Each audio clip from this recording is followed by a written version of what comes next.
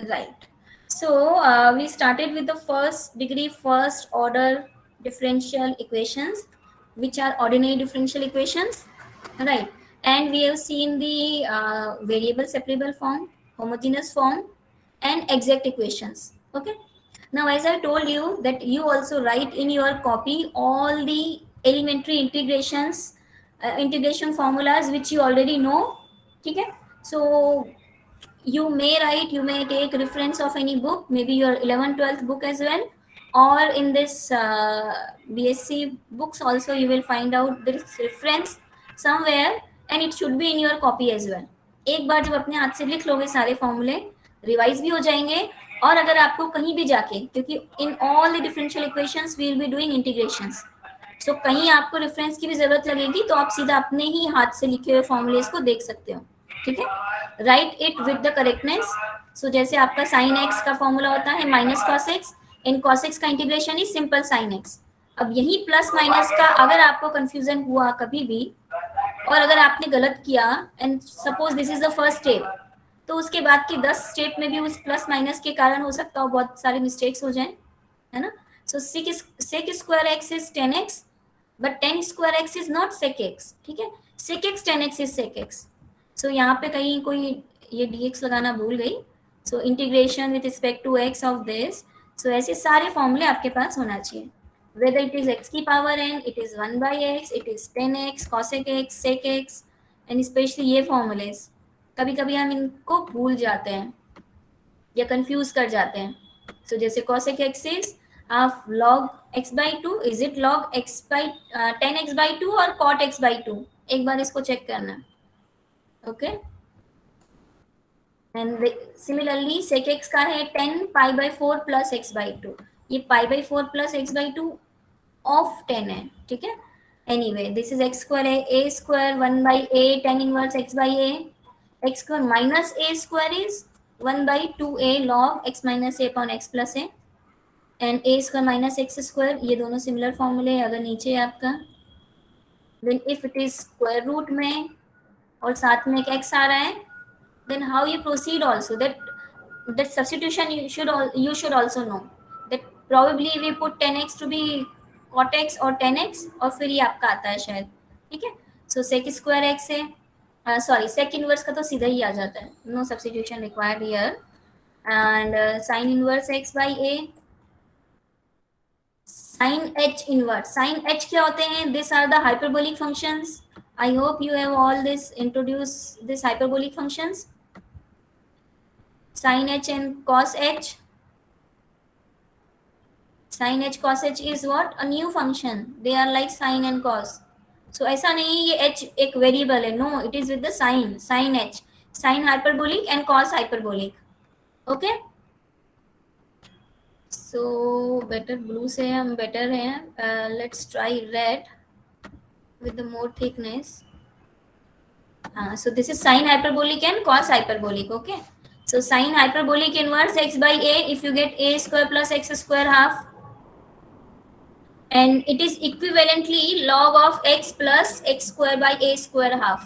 तो ये दोनों फॉर्मूले आपके पास होना चाहिए, दोनों आपको याद भी होना चाहिए, एटलीस्ट एक तो याद होना ही चाहिए.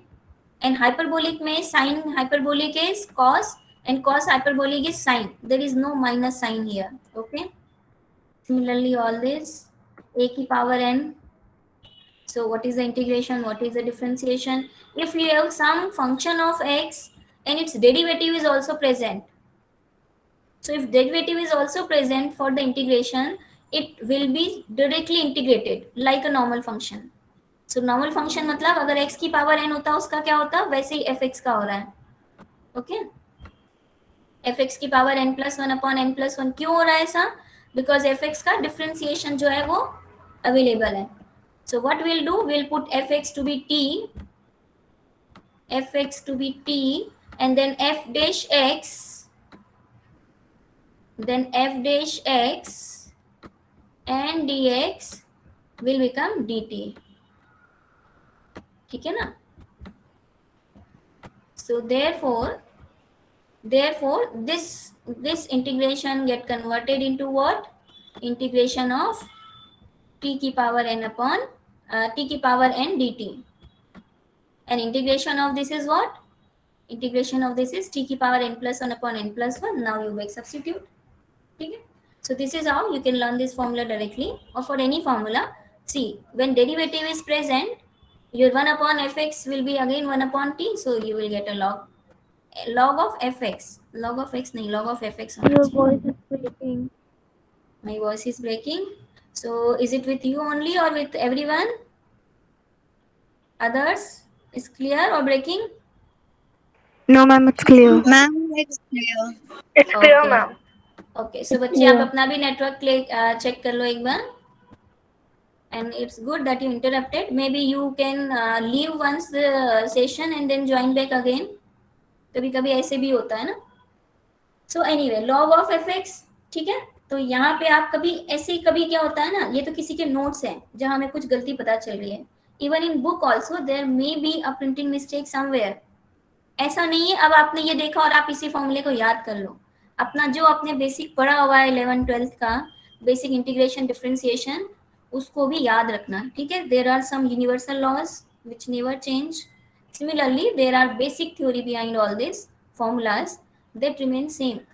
ओके, तो यहाँ जैसे हमें एकदम क्विक पकड़ में आ गया कि हम इसको एफ एक्स को टी पुट करते हैं तो लॉग टी होता है और टी को बैक सब्स्टिट्यूट करते हैं तो it should be what? Log of F X. Okay, similarly cot X का इंटीग्रेशन, अगर ये फॉर्मूला आपको नहीं याद है ना, तो अभी आप एक पर्टिकुलर टॉपिक में जाओगे जहाँ इस तरह के इंटीग्रेशन आएंगे. See the integration of cot X, integration of 10x. So आपको ये पता होना चाहिए, तो आप बहुत आसानी से कर लोगे, नहीं तो फिर आप अटक जाओगे.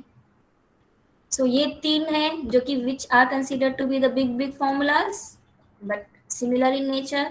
सो माइनस साइन है with the a square minus x square. अगर एक्स में माइनस साइन है तो साइन इनवर्स बनता है ना. फिर अगर a square plus x square या x square minus a square है, रूट में है और ऊपर है, ऐसे हमने तो ऐसे याद किया था, रूट में है और ऊपर है तो क्या होगा? तो लॉग वाले फॉर्मूले बनते हैं. तो लॉग में तो सेम टर्म आती है, जो टर्म है वैसे की वैसी टर्म आती है प्लस एक्स के साथ में. ए स्क्वायर बाई 2 कॉमन है, माइनस में माइनस साइन आ गया, प्लस में प्लस आ गया, और साथ में एक्स अपॉन 2 के साथ में सेम टर्म आ जाती है. So this is how we learn it. So यहाँ पे फर्स्ट फंक्शन सेकंड फंक्शन समझ के भी कर सकते हो. This is first function, dot लगा के 1 कर दो, that is a second function. So first function second function के जैसा भी शायद ये आ जाएगा, otherwise you can directly remember the formulas. ठीक है, सो ये फॉर्मूलेज मतलब लर्न करना आपको याद होना चाहिए सारे. और लर्न कैसे होंगे? जब आप इन्हें एक बार लिख लोगे और बार बार जब भी आपको फॉर्मूला यूज करना हो उस फॉर्मूले को भी एक बार लिखना पूरा. ठीक है, तो by end of the semester you will get all this learn by heart, अगर अभी भी आपको कुछ डाउट है. अगेन ये डेफिनेशंस हैं, जैसे अभी रिवाइज हो रहा है वैसे ही क्लास में रिवाइज हुआ होगा.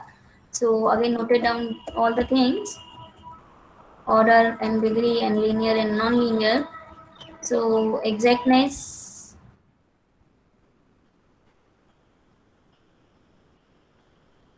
this theory also we have seen why the exact equations solution come like this.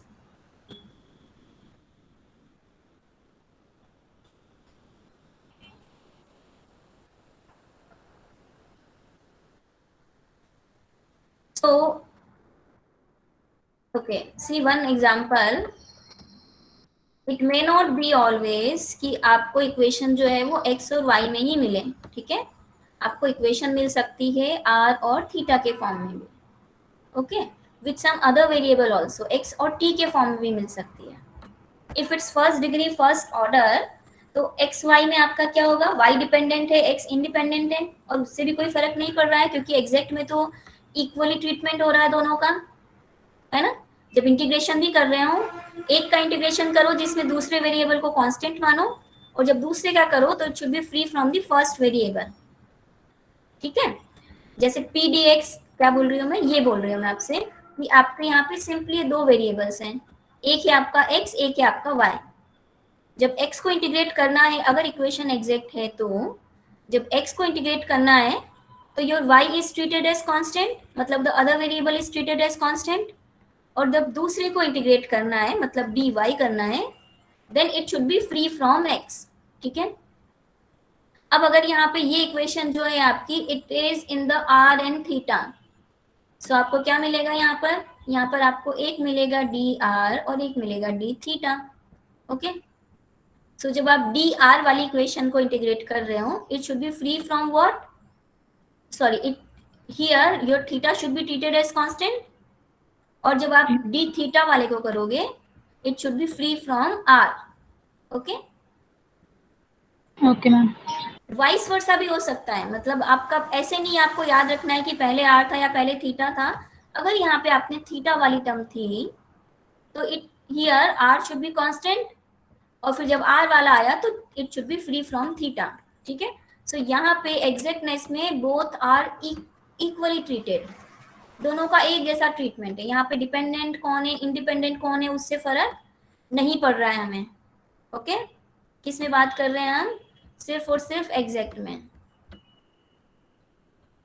It's not a generalized thing, but in the exact, both variables are treated as equal. So whether it is r theta doesn't matter, whether it is x and t doesn't matter.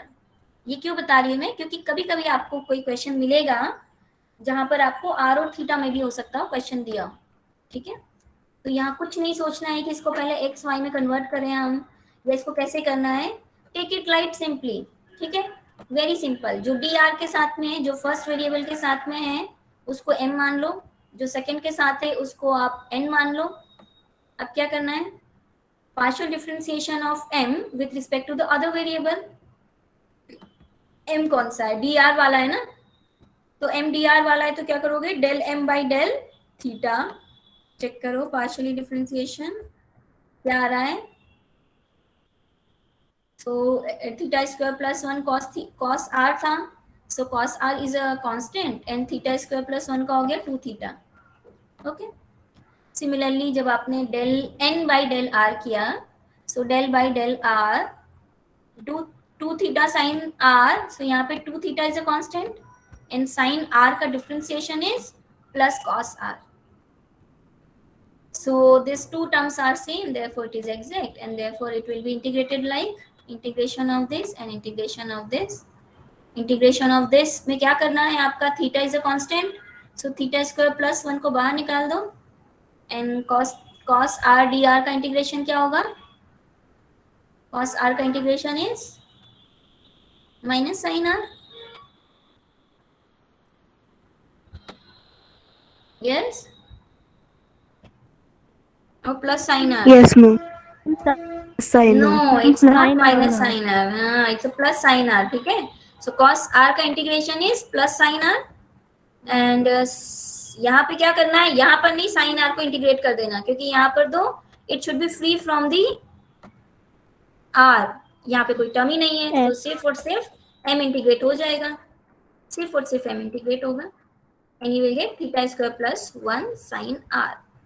सो अगर suppose आप इसको integrate करते हैं, आपको लग रहा है कि नहीं हम एक बार इंटीग्रेट करके तो देखें, इट्स 2 थीटा साइन r है ना, इसको इंटीग्रेट करते तो क्या मिलता है आपको बताओ मुझे, थीटा के रिस्पेक्ट में इंटीग्रेट करते treating r constant, so sine theta बाहर निकलता एंड 2 थीटा का इंटीग्रेशन होता theta square, 2 theta square by 2, so theta square sine r, theta square sine r देखो ऑलरेडी है, theta square sine r already है ना, so that will be the same term. ठीक है, so anyway आपका m dr ही सिर्फ integrate हुआ क्योंकि यहाँ पे n is not free from the r, so you get this and of course a constant of integration.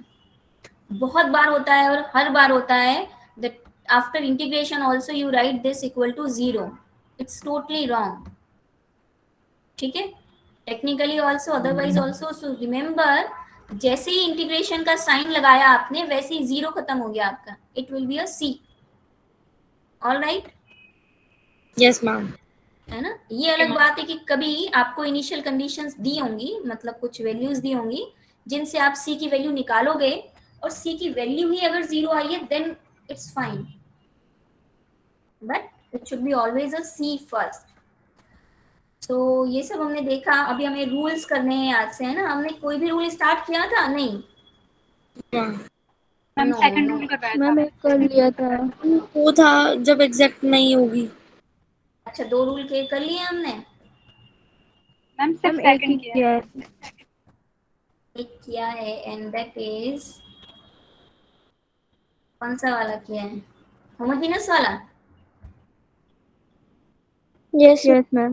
Okay, so now we come to this. अभी बीच में कुछ कुछ चीजें हैं जो हम रिवाइज करते रहेंगे। So rules to find integrating factor, now let's today do it from this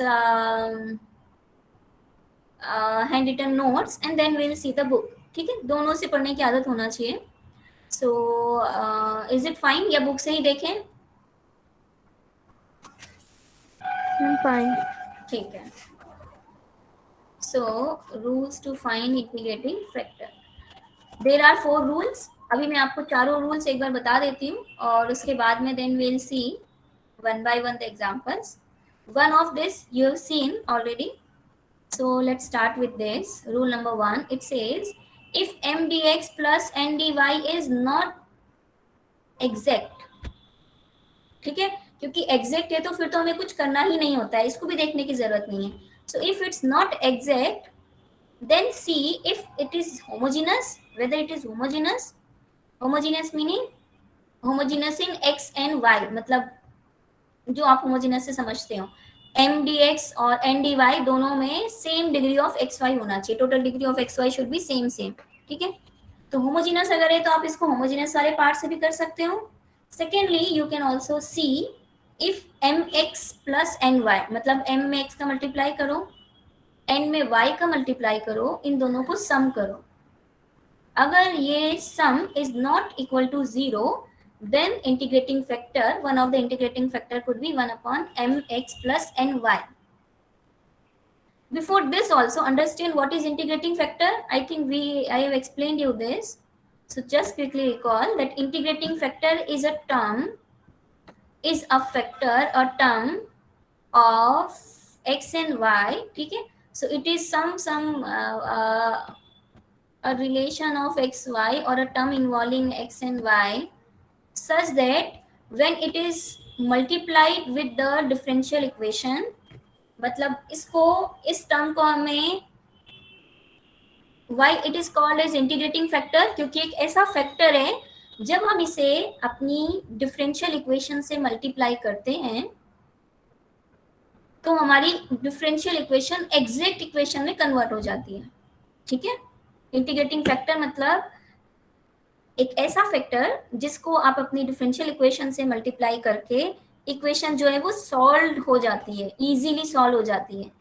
तो अभी हम क्योंकि एग्जैक्ट वाले पार्ट में हैं और हमने देखा है एग्जैक्ट इक्वेशंस को सॉल्व करना कितना आसान है, सो इसीलिए अगर आप कुछ ऐसा फैक्टर निकाल लो जिससे आपकी इक्वेशन एग्जैक्ट इक्वेशन में कन्वर्ट हो जाए तो उससे सिंपल कुछ काम ही नहीं है ना, क्योंकि वो जो इंटीग्रेशन वाला पार्ट है ना वो बहुत आसान है एग्जैक्ट में। अदरवाइज मे बी आप इक्वेशन को कहीं से आप सॉल्व करने की कोशिश करो बट फाइनली इंटीग्रेशंस में ही फंस जाओ। तो एग्जैक्ट में सबसे बड़ा फायदा क्या है कि इंटीग्रेशन करना बहुत आसान है, क्योंकि जब आप एक वेरिएबल के रिस्पेक्ट में इंटीग्रेशन कर रहे हो ट्रीटिंग सेकेंड एज कांस्टेंट, उससे सिंपल कुछ नहीं है। सो आपने देखा अगर ये एग्जैक्ट नहीं है और अगर ये होमोजेनस है तो फिर पूरा थ्योरी वरी लगा के मिला कि M X plus N Y अगर ये नॉन जीरो है तो 1 upon M X plus N Y से मल्टीप्लाई करो, that will be your integrating factor. Okay, इसके हमने एग्जांपल्स भी देख लिए हैं, है ना। उसके बाद देखते हैं हम rule number 4। So what is that?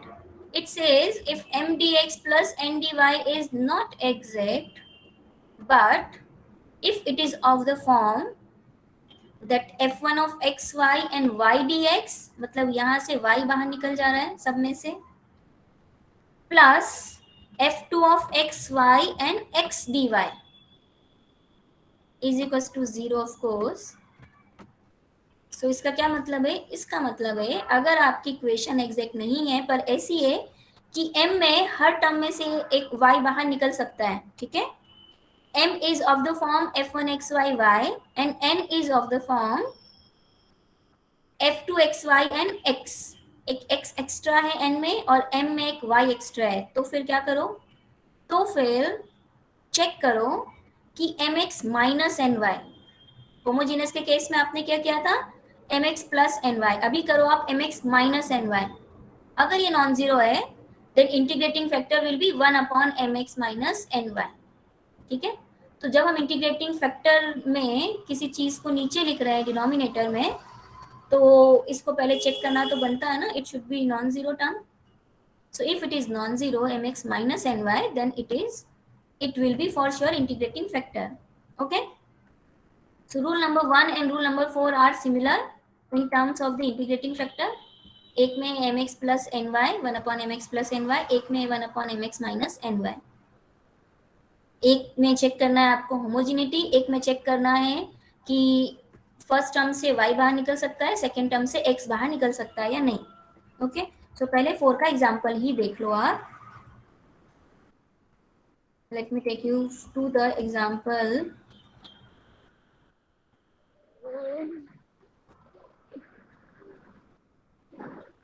Yes, anybody wants to say anything or mic वैसे on हो गया आपका? Yes, this is the example.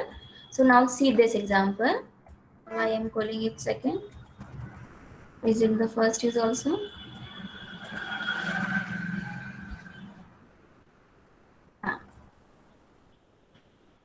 So example based on rule 2, not rule 2. This is the rule 4 as we return whatever the rule is. ठीक है, अब देखो कभी कभी तो आपको डिफरेंशियल इक्वेशन ही उस स्टाइल में दिया होगा कि आपको देख के ही समझ में आ जाए कि कौन सा फॉर्मूला लगाना है, कभी कभी, और कभी ऐसा नहीं भी दिया हो सकता है। ठीक है, तो आप सबसे पहले तो हम ऑलवेज क्या करते हैं, we always check for the exactness first what ever is being given. So you have given that solve this differential equation, बस इतना ही लिखा हुआ है, आपने देखा ये फर्स्ट ऑर्डर और फर्स्ट डिग्री की इक्वेशन है। So let's compare it with m dx or n dy. M is y 1 plus xy, n is x 1 minus xy. So del m by del y की आपने क्या मिला, आपको क्या करना है, आपको del by del y of y plus xy square। ठीक है, so पहले मल्टीप्लाई कर दिया, फिर डिफरेंशिएट कर रहे हैं partially. So 1 plus 2xy, del n by del x किया आपने, so x minus x square Y का क्या आपने 1 माइनस 2xy। सो 1 प्लस 2xy 1 माइनस 2xy। अब ऐसा नहीं है एग्जाम में आपको क्वेश्चन आ जाए, आप खड़े होके और बोलने लग जाओ कि कुछ क्वेश्चन में प्रिंटिंग मिस्टेक है और हाँ आई एम कंफर्म और ये इसको करेक्ट करवाओ या आपने खुद से ही करेक्ट कर लिया, ऐसा नहीं है ना। So only and only there is a plus और minus thing, but yes it is not exact. जो भी दिया है जैसे दिया हुआ है, अगर करेक्शन अपने से नहीं आया, ऑफकोर्स कुछ ट्रिवियल से करेक्शन से जो आप बता सकते हो, पर अगर ऐसी इक्वेशंस आई है तो डोंट सी कि यहाँ पे कुछ प्रिंटिंग मिस्टेक है, know the question is only like this. Okay, so del m by del y is not equal to del n by del x. All right, this is not exact. So what we can do now? Now again examine your equation. Which type is it? तो homogeneous तो नहीं है ना, क्योंकि degree 1 और degree 3, degree 1 degree 3। Okay, यहाँ तो वैसे दिया ही हुआ है कि आपका that y outside function of xy and x outside function of xy type का है। नहीं भी ऐसा पता हो तो सब तरीके से एग्जामिन करना इसको। सो और एक ही टाइप का होगा वैसे मोटा मोटा, ये चारों रूल्स के जो एग्जांपल्स देखे हैं मैंने, so it belongs to only one of this 4 rules.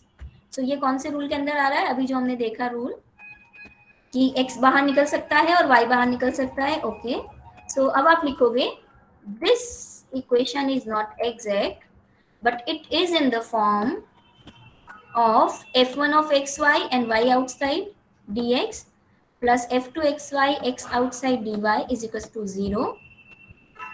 Therefore 1 upon mx minus ny will be integrating factor if it is not 0. तो पहले तो चेक कर लो mx minus ny का क्या हो रहा है। तो m is this, n is this, m को आपने किया mx मतलब यहाँ पे x आ गया, ny क्या मतलब यहाँ पे xy आ गया। तो अब xy कॉमन निकल गया, सब्ट्रैक्ट करना है आपको 1 माइनस xy से, -1 प्लस एक्स वाई, तो 1 से 1 कैंसिल हो गया, यू गेट 2xy एंड बाहर है आपका xy, so it is 2x² y²। Alright, अभी प्लस माइनस में भी गड़बड़ नहीं कर देना है ना। कहाँ गड़बड़ होती है आपकी, ये mx माइनस एन वाई है, पर आप इस माइनस साइन को भूल गए और आपने ये x² से x² y² कैंसिल कर दिया। ठीक है, ये कैसे चेक होगा आपका, ये जो आपका है ना mx N Y, mx minus N Y, integrating factor is this. अगर आपने ये ठीक किया है, इसको ठीक निकाला है, तो इसको जब आप मल्टीप्लाई करोगे अपनी इक्वेशन से, the equation will become exact for sure.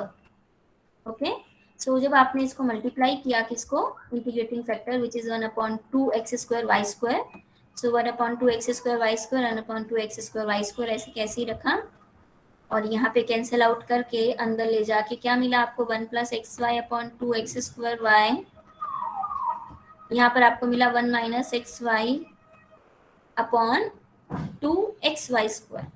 Okay, so now this is a new equation.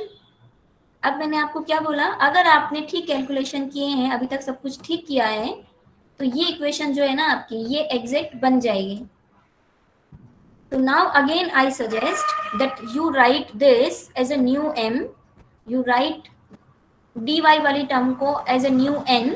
सो हमने लिखा इसको m डैश, इसको लिखा n dash, what ever is this term. अब इसको ऐसे कैसे ही रखना है।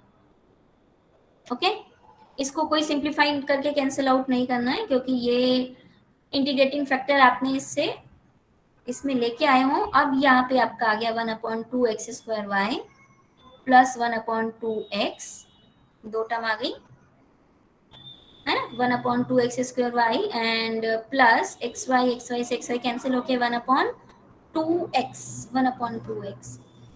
अब इसको जरा डिफरेंशिएट करो, मतलब एग्जैक्टनेस की कंडीशन चेक करो। So del m dash by del y किया आपने, सो ये टर्म तो 0 बन गई, और यहाँ पर क्या आया, 1/2x² इज अ कांस्टेंट, बाहर निकाल दो। 1/y का डिफरेंशिएशन क्या हुआ, -1/y²। Okay,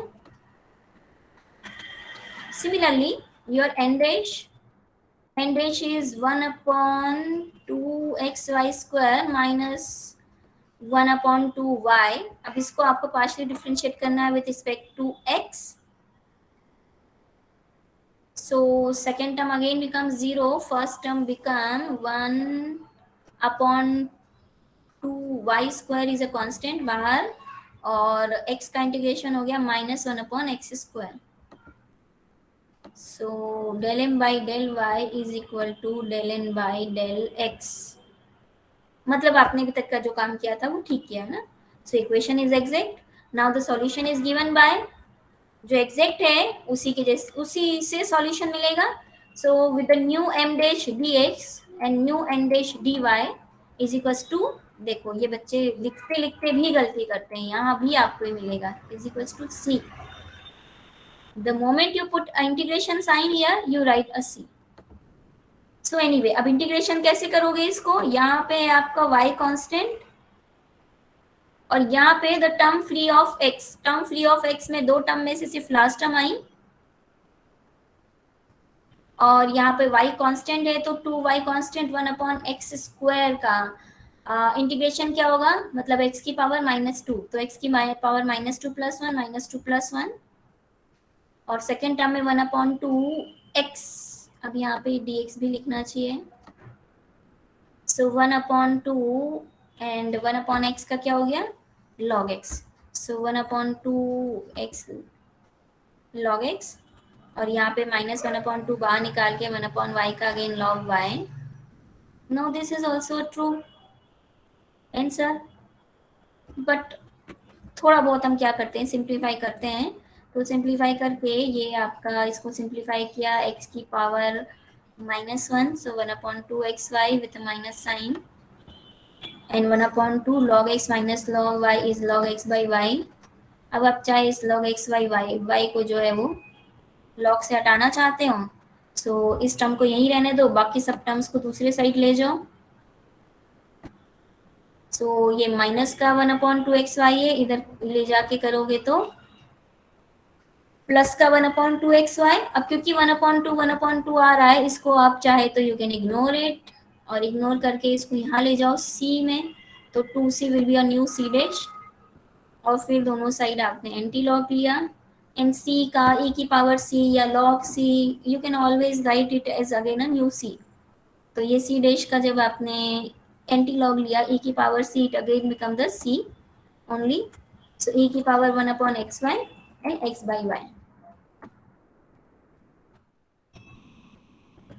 Any doubt at any step, or any step unclear? Ask me here only. समझ में आया पूरा क्वेश्चन अच्छे से? Yes, ma'am. Yes, sir. Yes, ma'am. Perfect. So अब देखो आप the next.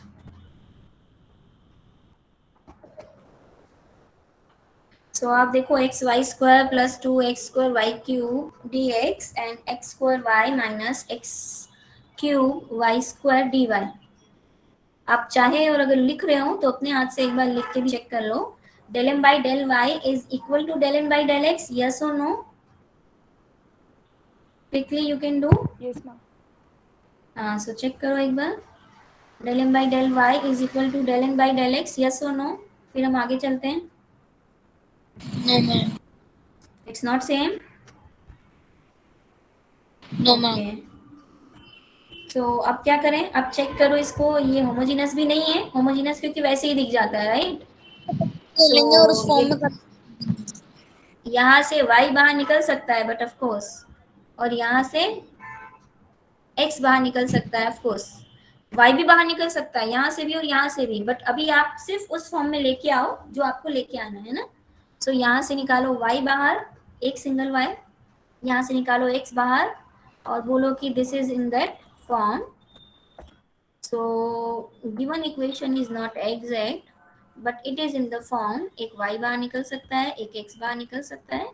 Therefore, the integrating factor could be mx minus ny, 1/mx minus ny, if it is not 0। तो अब mx minus ny एक बार चेक करो जरा क्या आ रहा है। mx minus ny क्या आ रहा है? Are you also getting the same?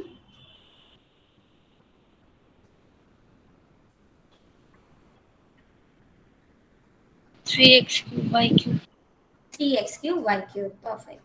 So 3x cube y cube 1/3x cube y cube will become integrating factor। मतलब इससे आपको डिवाइड करना है या इस टर्म से मल्टीप्लाई करना है। Now multiplying with integrating factor, multiply किया, अब आप साथ साथ चाहे करते जाओ, करा इसको भी और इस टर्म में भी। सो एक्स वाई स्क्वायर से एक्स वाई स्क्वायर कैंसिल हो जाएगा, क्या बचेगा? 1/3x² वाई प्लस 2/3x, और यहाँ बचा आपका 1/3 एक्स वाई स्क्वायर और माइनस 1/3y। ओके, अब इसको इसी फॉर्म में रहने दो। So this is your new m, which is, let's call m dash. This is your new n, call it as n dash. Now check whether this new equation is now exact or not। तो ये new m dash के लिए आपने किया del m dash by del y, है ना? y के respect में पार्शियल डिफरेंशिएट किया तो ये टर्म तो 0 बन गई, और ये आ गया आपका 1/3x² बार minus 1/y²। So basically minus 1/3x² y²। और del N by del N dash by del x करोगे तब भी सेम, ये टर्म 0 और ये मिल गया minus 1/3x² y²। So now you will find that this is now exact। Okay? अगर exact है तो क्या किया? हमेशा जब भी आप एग्जैक्ट वाली इक्वेशन को इंटीग्रेट कर रहे हो ना, यहाँ पे हमेशा लिखोगे y कांस्टेंट,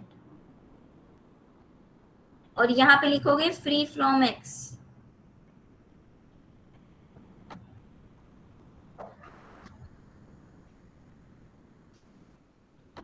ठीक है? चाहे पहली बार में आपने सारी टर्म्स लिखी, बट आप लिखोगे it should be free from x and it should ma'am be तो y फिर कांस्टेंट। हाँ बोलो। मैम ये वाली टर्म गलत आई है ना इसमें, 1/3x² वाली फिर। हाँ ये लिख दिया है, बट ये लास्ट में जाके नहीं करेंगे, वो लास्ट में जाके नहीं इंटीग्रेट कर रहे हैं, लिख रहे हैं बार बार। ऑफ कोर्स यहाँ लिखने की भी जरूरत नहीं है, इट्स अननेसेसरी, इसको लिखने की जरूरत नहीं थी, है ना? ठीक है, यस थोड़ा मैम। सा गड़बड़ कर दिया है, बट एनीवे ये आप लोग भी करोगे कुछ। So it's somebody return all this, noted down and then done a fair work। तो ये आपके किसी सीनियर की है, तो कुछ कुछ मिस्टेक्स इसमें मिलती हैं जो मैं करेक्ट करवाते जाती हूँ, ठीक है? तो आप तो फाइनल अपना आंसर अब चेक करो whether you are getting this और दिस। यस, यहाँ पे आके आपका सेम आंसर मिल जाएगा,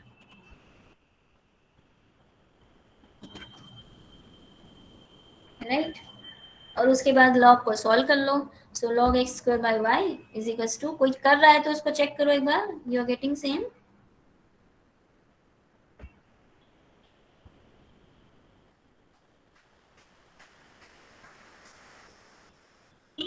और ये कुछ लॉग के रूल्स लिखवाए थे फिर हमने, so that log of a plus B is log, क्या लिखा है, तो वो मल्टीप्लाई हो जाता है फिर term. log a plus log b है, ठीक है? Yes log a ma'am. Plus log b is log ab, a log b is log a की पावर b, और log a minus log b, ये भी बहुत गलत लिखा है। सो log a by b, e की power a plus b is e की पावर ab। सो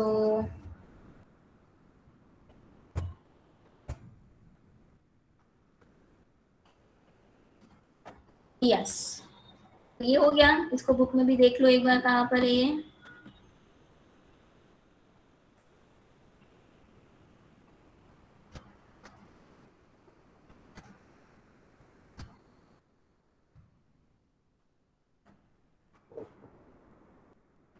तो ये आपका working rule for exact differential equation ना, ये यहाँ मिलेंगे आपको, इंटीग्रेटिंग फैक्टर में मिलेगा आपको, ठीक है? 2.16 के somewhere. So let's try arbitrary. 60 पे आए हैं हम, 80 पे चलते हैं और कहाँ हैं देखते हैं। तो इंटीग्रेटिंग फैक्टर में अभी हम कहाँ पे हैं, रूल 1 नहीं, अभी ये वाला नहीं, ये हम सबसे लास्ट में करेंगे। रूल 1 है ना, as I told you, rule 1 विल डू द लास्ट। ये आपका पेज 83 पे, this is your rule 1 homogeneous, जो कि हम कर चुके हैं।